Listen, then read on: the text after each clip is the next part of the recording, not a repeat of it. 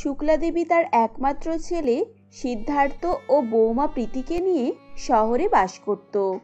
শুক্লা দেবীর বিশাল ধনসম্পত্তি ও রাজপ্রাসাদের মতো বাড়ি ছিল। এইসব থাকা সত্ত্বেও শুক্লা দেবীর মনটা খুবই উদার ছিল। টাকা পয়সা সম্পত্তির কোনোই অহংকার ছিল না। রাস্তাঘাটে গরিব অনাথ শিশু দেখতে পেলে বাড়িতে নিয়ে আসেন। এমনই একদিন, আয় বাবা ঘরে আয়, তোদের নাম কি? দেখে মনে হচ্ছে অনেকদিন পেট ভরে কিছু খাসনি। আয় এখানে হাত মুখটা ধুয়ে নে, আমি টিভি চালিয়ে দিচ্ছি, সবাই বসে বসে টিভি দেখ, আমি চট করে তোদের জন্য খাবার বানিয়ে নিয়ে আসছি। মা, এটা আপনি কি করছেন? সমস্ত রাস্তার ছেলেদেরকে দেখলেই বাড়িতে নিয়ে চলে আসতে হবে? এ কেমন কথা?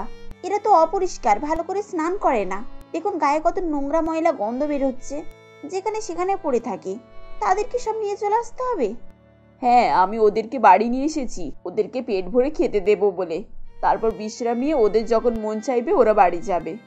মা, আপনার কি সব বুদ্ধি লোপ পেল নাকি? এখন ওদেরকে বাড়িতে নিয়ে এসেছেন, তারপর পেট ভরে খেতে দেবেন, তারপর বলছেন যখন ইচ্ছে বাড়ি যাবে। সারাদিন তো বাড়ির মতো অত্যাচার করবে এরা। ওরা যা খুশি তাই করুক, অত্যাচার করুক, ভাঙাচোরা করুক, বদমাইশি করুক, যা ইচ্ছা তাই করুক, আমি সব মেনে নেব। ভাগলে আমি সব কিনে দেব, তাতে তোমার কিসের চিন্তা? আর হ্যাঁ, ওদেরকে নিয়ে আমি শপিং করতে যাব। ভালো কাপড় চোপড় কিনে দিতে হবে ওদেরকে। ওদের গায়ে দেওয়ার মতো কিছুই জামা কাপড় নেই, সবই তো দেখতে পাচ্ছ তুমি। তারপরও তুমি এদেরকে এরম ভাবে বলছো? তোমার কি মনে কোনো দয়া মায়া নেই? প্রীতি তার শাশুড়ির এই কর্মকাণ্ডগুলো একদমই সহ্য করতে পারে না। শাশুড়িকে রাগে বলেই ফেললো, আপনি এভাবে টাকা পয়সা ধ্বংস করছেন কেন মা? এত টাকা ওদের পিছনে খরচ করার কি দরকার? আবার ওদেরকে নাকি শপিং করতে নিয়ে যাবেন। এ কেমন আহ্লাদ বলুন তো আপনার? আমি কিছুই বুঝতে পারছি না। আমার সম্পত্তি, আমার টাকা, আমি যা ইচ্ছে তাই করব। এই সব কিছুই আমার। আর হ্যাঁ, এতে যদি কারো কোনো অসুবিধা থাকে তাহলে আমি তাকে তার অধিকারটুকু বুঝিয়ে দিয়ে যা কিছু থাকবে বাদবাকি সব এদের নামেই করে দেব। শাশুড়ির কথা শুনে প্রীতি অবাক হয়ে যায় আর ভাবতে থাকে, এই যে কিসের ভূত চাপলো মায়ের মাথায় কে জানে। আমি তো কিছুই বুঝতে পারছি না। এর কিছু একটা ব্যবস্থা করতেই হবে। এরপর প্রীতি তার স্বামী সিদ্ধার্থের কাছে শাশুড়ির নামে নালিশ করে। দেখো সিদ্ধার্থ, তোমার মা কি মনে করেছে বলো তো? শহরের যত নোংরা আবর্জনাগুলোকে বাড়িতে নিয়ে চলে আসছে। ওদের কত অসুখ বিসুখ ভাইরাস আছে শরীরে তুমি জানো? সেগুলো তো আমাদের বাড়িতে ছড়াচ্ছে নাকি? আর ওদেরকেই বা এত আবদার দেওয়ার কি দরকার বলো তো? ওরা তো এভাবেই মানুষ, রাস্তাঘাটে পড়ে না খেয়ে এভাবেই তো ওদের দিন কাটছে। ওদের প্রতি এত কেয়ার করার কি দরকার? ব্যাপারটা নিয়ে তুমি কিন্তু মাকে কিছু বলো, আমার ভীষণ রাগ লাগছে দেখে। ওদের যদি এভাবে বাড়িতে নিয়ে আসে তাহলে আমি আর এই বাড়িতে থাকবো না, আমি বাপের বাড়িতে চলে যাব। আচ্ছা বাবা, ঠিক আছে, এত রাগ করছো কেন? মাকে তো বলেছি কতবার, বলো। মা নিজের কথাতেই চলে, এ ব্যাপারে কারোর কথা শুনবেই না। বেকার বলেও কোনো লাভ নেই। তুমি তোমার নিজের শরীরের দিকে ধ্যান দাও, ভালো করে খাওয়া দাওয়া করো। এমনিতেই তোমার শরীরের দিকে যত্ন নিতে বলেছে। আর তাছাড়া এবারেতে তোমার টেস্টের রিপোর্ট এমনিতেই নর্মাল আছে, আর এতে করে তোমার বাচ্চাই দেখবে সুস্থ সবল থাকবে। এখন ওইসব চিন্তা ভাবনা মাথা থেকে দূর করো তো। সিদ্ধার্থ, ওটাই তো চাই বলো। আমি কত তাড়াতাড়ি মা হব কে জানে। একা একা জীবন আর ভালো লাগছে না। 7 বছর হয়ে গেল বিয়ে হয়েছে, এখনো মা ডাকটাই শুনতে পেলাম না। এসব কথা মনে পড়লে না খুবই কষ্ট হয় সিদ্ধার্থ। আমার একাকী জীবন আর ভালো লাগছে না। এরপর প্রীতির সব টেস্টের রিপোর্ট এসে গেলে প্রীতি আর সিদ্ধার্থ ডাক্তারের কাছে যায়। ডাক্তার বলে, আপনার সব রিপোর্টই নর্মাল আছে, কিন্তু আপনি মা হতে পারবেন না। ডাক্তারের মুখে এরকম কথা শুনে প্রীতির মাথায় আকাশ ভেঙে পড়ল। এরপর সে মনে মনে ভেবে কষ্ট পেতে থাকে আর বলে, আমি আর মা হতে পারবো না কোনোদিনও। হে আমার কি কপাল! হে ঈশ্বর, আমার মা ডাকটা শোনার জন্য মনটা যে বড়ই ছটফট করছে। আমার সব আশা ভেঙে গেল। এরপর তারা বাড়ি ফিরে আসে এবং শুক্লা দেবীর কাছে সমস্ত কথাই বলে।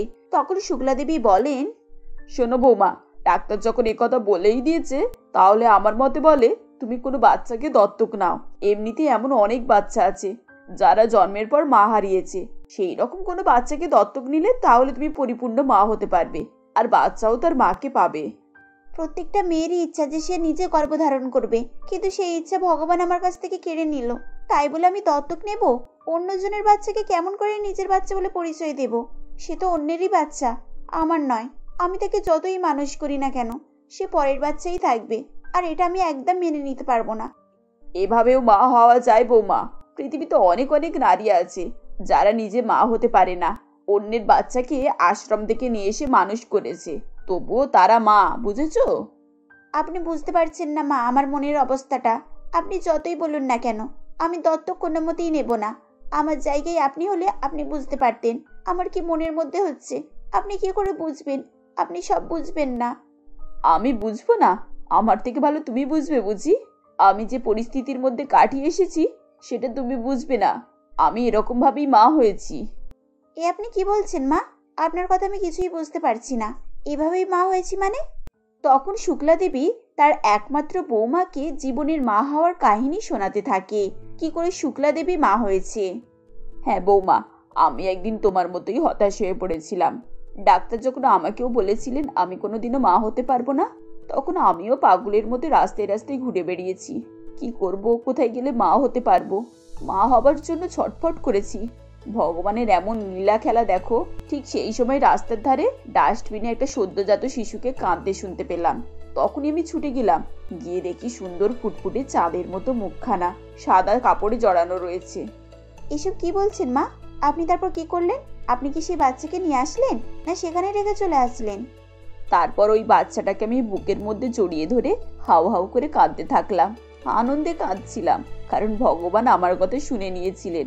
ভগবান আমার কোলে একটা সদ্যজাত শিশুকে দিয়েছিলেন, যাতে আমি মা হতে পারি, আর ওই শিশুটা যাতে তার মাকে ফেরত পেতে পারে। তারপর আমি বাড়ি নিয়ে এসে মানুষ করে এত বড় করেছি, শিক্ষা দীক্ষা দিয়েছি, কাজকর্ম শিখিয়েছি, সব দিক থেকে আমি তাকে বড় করে তুলেছি। সে আর কেউ নয় বৌমা, আমার একমাত্র ছেলে সিদ্ধার্থ। শাশুড়ির কথা শুনে প্রীতি চমকে যায়। এরপর সে বলে, এ কি মা, আমার স্বামীকে আপনি কুড়িয়ে পেয়েছিলেন? ও আপনার নিজের সন্তান নয়? আমি তো অবাক হয়ে যাচ্ছি যে আপনারও আমার মতো সেম কন্ডিশন। বৌমা, এসব কথা তুমি যেন সিদ্ধার্থকে বলো না। ও এখনো পর্যন্ত জানে না যে ও আমার নিজের সন্তান নয়, তাই তুমিও কোনোদিন ওকে বলবে না যে ও আমার কুড়ানো সন্তান। আমি কোনোদিনও একথা মনে করি না যে ও আমার নিজের সন্তান নয়। ওকে আমি মানুষ করেছি, ও আমার নিজেরই সন্তান, বুঝেছো? ঠিক আছে মা, আমি কিছুই বলবো না। আর আপনি ওসব নিয়ে চিন্তা করবেন না। কেমন করেই বা বলবো বলুন তো? শুনলে তো ও কষ্ট পাবে। আমি কখনো ওকে এসব কিছুই বলবো না। বৌমা, তুমি তো আমাকে বলো যে আমি রাস্তা থেকে বাচ্চাগুলোকে তুলে নিয়ে আসি কেন। বাড়িতে আনি বলে তুমি রেগে যাও, ওরা নোংরা বলে তুমি ওদেরকে দেখতে পারো না। আমি এজন্যই ওদেরকে রাস্তা থেকে তুলে নিয়ে আসি। আমি একটা অনাথ আশ্রম চালাই, সেখানে আমার 50টা বাচ্চা আছে। তুমি ভাবলে অবাক হবে, আমি ওই 50টা বাচ্চার মা, বুঝেছো?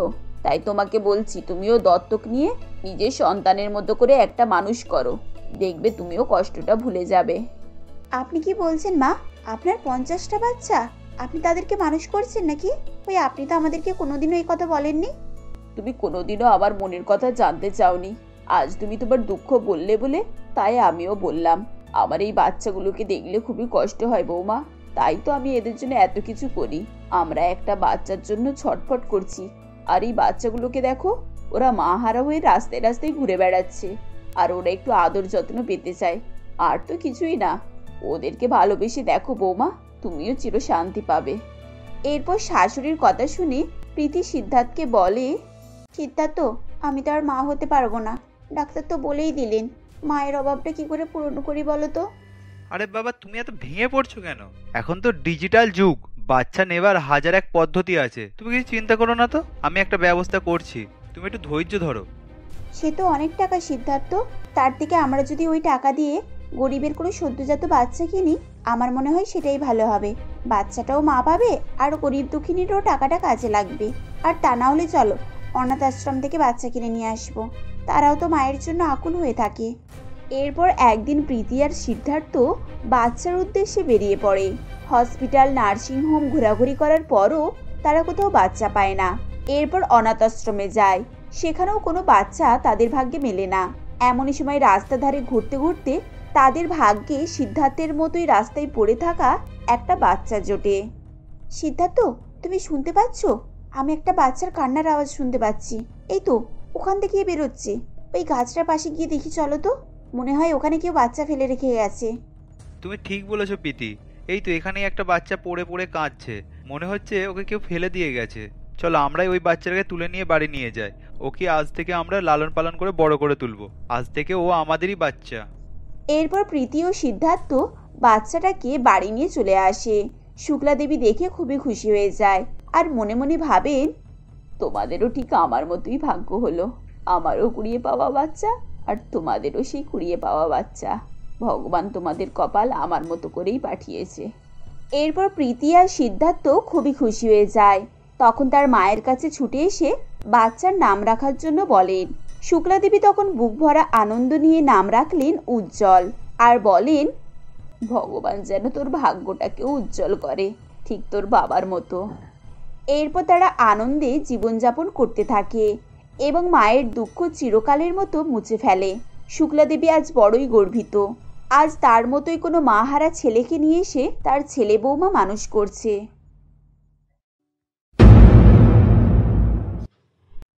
অঞ্জলি দেবী তার একমাত্র ছেলে রমেশ আর বৌমা রূপালীকে নিয়ে ছোট এক গ্রামে বসবাস করে। দিনমজুরের কাজ করে রমেশ সংসারের ভার টানে, কিন্তু শীতের কারণে কোথাও কোনো দিনমজুরের কাজ পাচ্ছিল না। সকলের দূরে দূরে কাজের সন্ধান করেও শেষমেশ রমেশকে খালি হাতেই বাড়ি ফিরতে হতো, আর এটাই ছিল রোজের ব্যবসা। মন খারাপ করে রোজ বাড়ি ফেরা দেখে অঞ্জলি দেবী আর রূপালী রমেশকে অনেক বোঝাবার চেষ্টা করেন। বাবা রমেশ, তুই চিন্তা করিস না, ঈশ্বর একদিন না একদিন আমাদের দিকে ঠিক মুখ তুলে তাকাবেন। ঈশ্বর যে কেন এই গরিবদের দিকে এত দেরি করে মুখ তুলে তাকায় কে জানে। হে ঈশ্বর, তুমি আমাদের সব কিছুই তো দেখতে পাচ্ছ, তা সত্ত্বেও কেন আমাদের ভাগ্যতে তালা মেরে রেখেছো বলো তো? মা, ওরকম বললে কি আর হবে? ওরকম বললে কি আর ঈশ্বর আমাদের দিকে মুখ তুলে তাকাবেন? আমার বিশ্বাস একদিন না একদিন সব কিছু ঠিক হয়ে যাবে। আর তাছাড়া রমেশ, তুমি এত ভেঙে পড়ো না তো। দেখবে একদিন তুমি একটা ঠিক কাজ পেয়ে যাবে, আর আমাদের খাবার দাবারের কোনোই অসুবিধা হবে না। মা, আমি বলি তো শীতকাল পড়ে গেল, বাইরেতে তেমন লোকজনও থাকে না, আর ভালো কাজও পাওয়া যাচ্ছে না। এই সময় এই গরিবদের পেট চালানোই মুশকিল হয়ে পড়েছে। তাহলে আমি বলি কি, তুই এক কাজ কর বাবা, তুই বরং কোনো এক মালিকের কাছে যা। ইট খোলার মালিক হোক বা কোনো বাড়ির মালিক, যদি তোকে রাজমিস্ত্রিরও কাজে নেয় না তাহলেও ভালো হবে। বা তুই যদি ইট খোলার কাজেতেই ইট তৈরির কাজ পেয়ে যাস তাহলেও একটু ভালো হবে। মা, আমি সব জায়গায় চেষ্টা করে দেখেছি, সব জায়গায় চেষ্টা করার পরই তো হার মেনেছি। না হলে কি আমি এইভাবে এখন বসে থাকতাম? এমনিতেই তো কাজ পাওয়া মুশকিল হয়ে যাচ্ছে। তুমি তাও যদিও বলছো, আমি কালকে এক মালিকের কাছে গিয়ে দেখবো তার কাছে কোনো কাজ পায় নাকি। আচ্ছা ঠিক আছে, ওসব কথা এখন বাদ দাও। রমেশ, আমি খাবার বেড়ে দিচ্ছি। মা আসুন, বসে পড়ুন। এই 4টে মাত্র রুটি রয়েছে, 2টো মাকে দিই আর 2টো রমেশকে দিই। আমি না খেলেও চলবে। এই বলে রূপালী শাশুড়ি মায়ের প্লেটে 2টো রুটি দেয় আর রমেশের প্লেটে 2টো দেয়। তাদের দুজনকে খাবার দিয়ে রূপালী তাদের সামনে বসে থাকে। রূপালী খাবার খায় না, সেটা দেখে তার শাশুড়ি মা বলে, কি গো বৌমা, তোমার খাবার কোথায় গেল? তোমার কি খিদে পাচ্ছে না? দেখো, একেই শীতকাল, তার উপর যদি না খাও তাহলে তোমার আরো কষ্ট হবে। দেখতেই তো পারছো, বাড়ির চারদিক দিয়ে হু হু করে বাতাস বইছে, আর বাতাসগুলো গায়েতে কেমন ছুঁচের মতো এসে পড়ছে। গায়ে কিছু না থাকলেও পেটে অন্তত যদি কিছু একটু খাবার থাকে তাহলে কষ্টটা একটু কম হবে। হ্যাঁ মা, সবই জানি। আপনি খেয়ে নিন, আমি একটু পরে খাবো। বৌমা, আমি কি আর জানি না ভেবেছো? এই নাও, তুমি একটা খাও আর আমি একটা রুটি খাচ্ছি। আমি সবই জানি, বাড়িতে আর আটা ময়দা বলতে কিছুই নেই। রেশনপত্র তো কবেই শেষ হয়ে গেছে। তুমি প্রতিবেশীর কাছ থেকে 2টো আটা চেয়ে নিয়ে এসেছো, আর সেই আটা দিয়েই 4টে রুটি হয়েছে। তুমি কি ভেবেছো মা, আমি কিচ্ছু জানি না? মা, আমি তো আপনাকে বলিনি এই কারণেই, কারণ আমি জানি আপনি যদি এইসব কিছু শোনেন তাহলে আরো বেশি চিন্তা ভাবনায় পড়ে যাবেন। তখন আপনাকে নিয়ে আবার কোথায় দৌড়াদৌড়ি করবো বলুন তো? হ্যাঁ, কি তো হাতে টাকা পয়সা কিছুই নেই, তাই আমি এ কথা আপনার কাছে লুকিয়েই রেখেছিলাম। কিন্তু আপনি যেহেতু সবই জানেন তাহলে আর কি বা লুকাবো? হ্যাঁ বৌমা, চিন্তা তো এখন করছি, কিন্তু চিন্তা করে আর কি লাভ বলো তো? যা করার আমাদেরকেই করতে হবে। এই পরিস্থিতির সঙ্গে আমাদেরকেই লড়াই করতে হবে। এই নাও মা, তুমি একটা খাও আর আমি একটা খাচ্ছি। এই বলে অঞ্জলি দেবী বৌমাকে একটা রুটি দিয়ে দেয়। তখন তারা 3জনে মিলে রুটি খেয়ে ঘুমিয়ে পড়ে। রাত যত বাড়ে ঠান্ডা আরো বাড়তে থাকে, তার উপর বরফ পড়তে থাকে। রাত্রিবেলা কনকনে ঠান্ডার কারণে তাদের 3জনের কারোরই ঘুম হয় না। দেখতে দেখতে সকাল হয়ে যায়। সকালবেলা তারা 3জনে যে যার কাজে লেগে পড়ে। রমেশ আবারও কাজের সন্ধানে বেরিয়ে পড়ে। কাজের সন্ধানে বেরিয়ে এখানে ওখানে কাজ খুঁজতে থাকে, কিন্তু কেউই তাকে কাজ দেয় না। এরপর রমেশ যখন সন্ধ্যাবেলা মন খারাপ করে বাড়িতে ফিরছিল, তখন সে মনে মনে অনেক কিছু চিন্তা ভাবনা করছিল। কি জানি মা আর রূপাকে কি খাওয়াবো। এত দারিদ্র আর এত কষ্ট কেন দিচ্ছ ওপরওয়ালা? আমি কি এমন দোষ করেছি? তুমি আমাদের দিকে তাকাচ্ছ না? এত কাজ খোঁজার চেষ্টা করছি, কিন্তু কোনো কিছুই হচ্ছে না। একটা অন্তত কাজ জোগাড় করে দাও ওপরওয়ালা। বাড়িটাকেও আবার মেরামত করতে হবে, না হলে এই শীতে রাত কাটানো অসম্ভব হয়ে পড়ে। চোখের পাতা বন্ধ করার পরেই যেন ঠান্ডা আঁকড়ে ধরে। এভাবেই ভাবনা চিন্তা করতে করতে রমেশ কখন যে রাস্তার মধ্যিখানে চলে এসেছে সে নিজেও টের পায় না। পিছন থেকে এক ভ্যান চালক তাকে ধাক্কা দিতে দিতে রয়ে যায়। ভ্যানওয়ালা নেমে রমেশের সামনে আসে আর বলে, কি ব্যাপার দাদা, তুমি এত চিন্তার মধ্যে রয়েছো? আমার নাম অবিনাশ, আমি কখন থেকে তোমাকে ডেকে যাচ্ছি, তুমি কোনো সাড়াই দিচ্ছ না, তাই তো আমাকে গাড়ি থেকে নেমে আসতে হলো। তুমি তো রাস্তার একদম মাঝখান দিয়ে হাঁটছো, কেউ কোনো মুহূর্তে তোমাকে অ্যাক্সিডেন্ট করে দিয়ে চলে যেতে পারে। দাদা, আসলে আমি বুঝতে পারিনি, আমি একটু অন্য কথা চিন্তা করছিলাম তো, আর জানি না আমার সঙ্গে এক্ষুনি কি হয়েছে। আমি চলে গেলে আমার মা বউদের কে দেখবে? আচ্ছা, কি হয়েছে আমাকে খুলে বলো দেখি, আমি তোমার সাহায্য করতে পারি নাকি। আসলে আর কি আর বলবো, দেখো না, দিন মজুরে কাজ করে সংসার চালায়, কিন্তু এই শীতের কারণে সব কাজই তো বন্ধ, কোথাও কোনো কাজও পাচ্ছি না। সারাদিন কাজ খোঁজ করে করে শেষে সন্ধ্যার সময় মন খারাপ করে বাড়ি ফিরতে হয়। মায়ের জন্য সোয়েটার চাদর কিছুই কিনতে পারছি না, বইয়ের জন্য তো কিছু কিনতে পারছি না, আর নিজেকে এই ঠান্ডায় থরথর করে কাঁপতে হয়। যদি কোথাও একটা কাজ পেয়ে যেতাম তাহলে আর এরকম দিন দেখতে হতো না। দাদা, আমি বলি কি, এই গ্রামে কোনো কাজ নেই, তার চেয়ে বরং তুমি শহরে চলে যাও। শহরে বড় বড় ফ্যাক্টরি, ওখানে হারাক কোম্পানি আছে, তুমি নিশ্চয়ই কোনো একটা কাজ পেয়ে যাবে। কিন্তু দাদা, শহরে যেতে গেলেও তো টাকা লাগবে, আর সে টাকাও তো আমার কাছে নেই। তুমি কি জানো আমার সংসারের অবস্থা? কত টাকা খরচ! আমার মা বউ সবাই শুকিয়ে আছে, ওদের মুখে এক টুকরো অন্ন তুলে দেওয়ার ক্ষমতা নেই, আর শহরে যাওয়ার মতো টাকা কোথায় পাবো?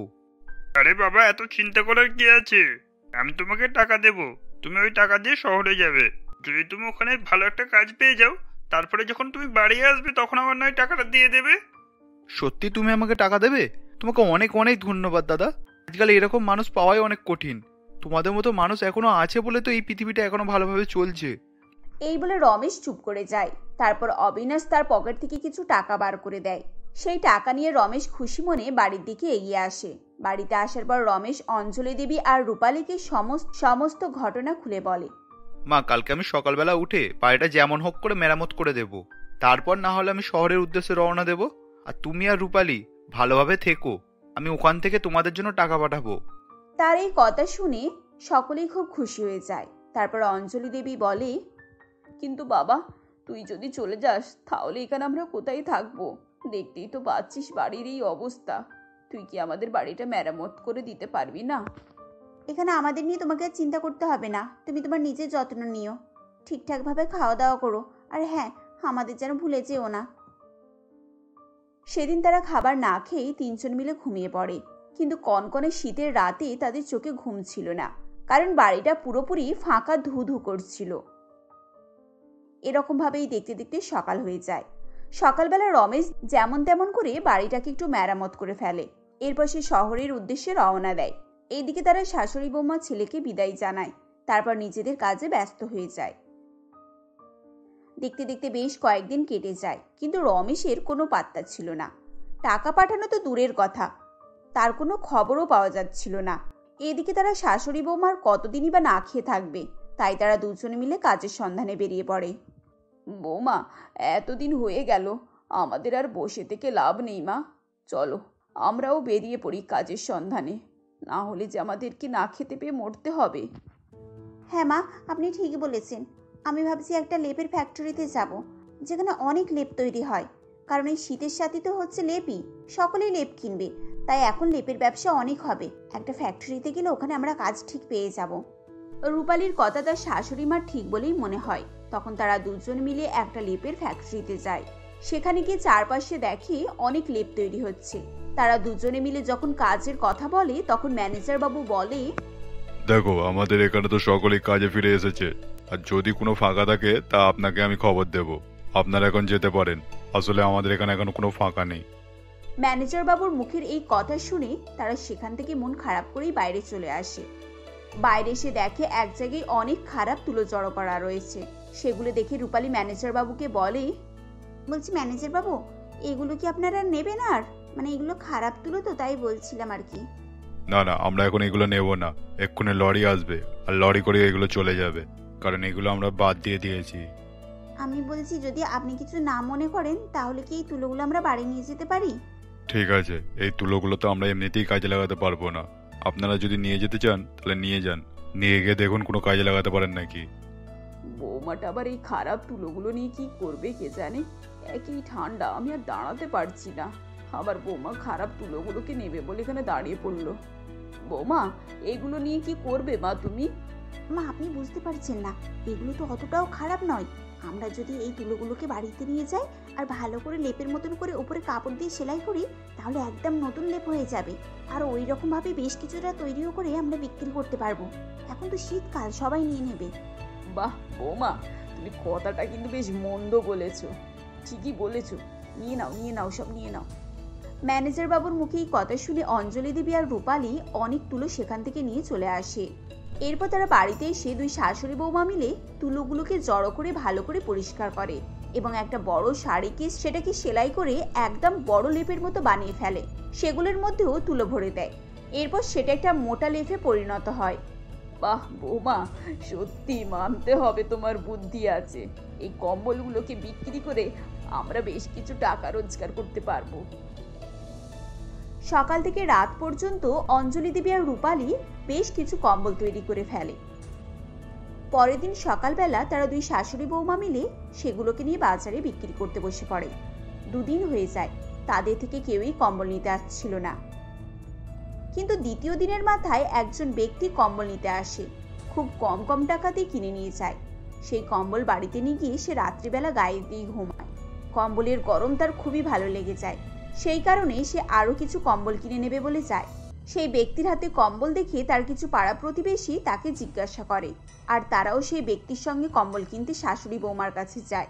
সেদিনের পর থেকে তাদের কম্বল বেশ ভালো দামেই বিক্রি হয়ে যায়। আর এরকম ভাবেই তারা বেশ কিছু টাকা ইনকাম করে ফেলে। তুলো যখনই শেষ হয়ে যায় তারা শাশুড়ি বৌমা মিলে সেই ফ্যাক্টরির সামনে থেকে খারাপ তুলো নিয়ে চলে আসে আর সেগুলোকে দিয়ে লেপ বানাতে থাকে। বেশ কিছুদিন পর শহর থেকে রমেশ বাড়ি ফেরে। তার কাছে কিছু পয়সা ছিল। সেই পয়সা দিয়ে বাজারের সামনে একটা কম্বলের দোকান খুলে ফেলে। আর এরকম ভাবেই তারা কম্বল বিক্রি করে হাসি খুশিতে দিন কাটাতে থাকে।